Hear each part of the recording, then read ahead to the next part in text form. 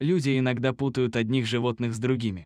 Например, в городе Ричмонд женщина спасла кошку, которая оказалась рысью. Впрочем, и в этой истории некие подозрения у людей возникли, но они все равно поспешили на помощь. Обычным морозным утром трое строителей приехали на очередной объект. Ранда, Робин и Эрки уже давно занимались строительством небольших дамб на реках, и это ничем не отличалось от других. Как только мужчины вышли из машин, они заметили на поверхности реки голову пса. Похоже, животное провалилось под лед и само выбраться не могло.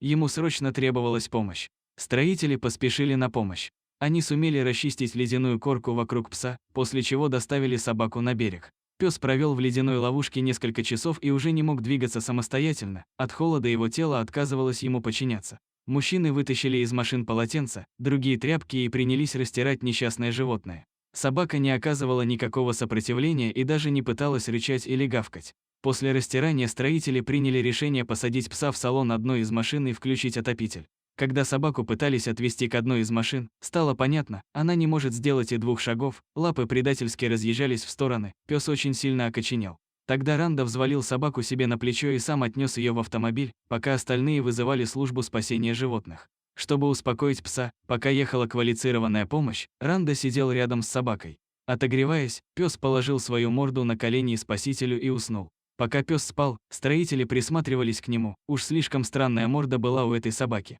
Зато котяра, по имени Виски, всем нравится, в особенности своими огромными лапищами. Приехавшая служба спасения животных аккуратно перенесла спавшего пса в свой автомобиль и оперативно увезла в ветеринарную клинику. Всю дорогу спасенный пес проспал и ни разу не пошевелился. Удивительно, но ветеринары не сразу догадались, что перед ними совсем не собака. Подсказал им, кто именно лежит перед ними, мужчина, сидевший в очереди со своим псом. Оказалось, это был охотник с большим стажем. Он уверил врачей, что перед ними молодой волк. Новость не испугала сотрудников клиники, и они продолжили осмотр дикого зверя. Однако после оказания первой помощи, нового пациента определили в отдельную комнату.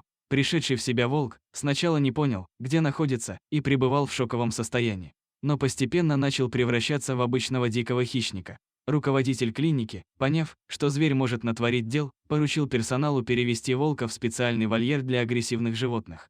После этого ветеринары и сотрудники службы спасения диких животных решили, что как только волк полностью поправится, его вернут в дикую природу. Спасенный волк быстро поправлялся и уже через несколько дней был готов вернуться в свои родные места. Спасатели приняли решение усыпить дикого хищника, пока будут его доставлять на волю. Надо было ему классическую музыку включить, может, тогда и усыплять не понадобилось бы, ведь животным она нравится. Перед усыплением волка хорошенько накормили, напоили, и только после этого сделали укол со снотворным. Затем на хищника одели ярко-желтый ошейник со специальным трекером, чтобы в дальнейшем отслеживать его местоположение. После проведения всех этих манипуляций, волка погрузили в переноску и отвезли в то место, рядом с которым он был найден строителями. Уважаемые подписчики, если вам нравится наше творчество, вы можете финансово поддержать наш канал. Часть пожертвований мы передадим в качестве помощи нуждающимся животным. Спасибо, что помогаете. Проснувшийся волк не торопясь вышел из переноски и неспешно потрусил в сторону густых зарослей.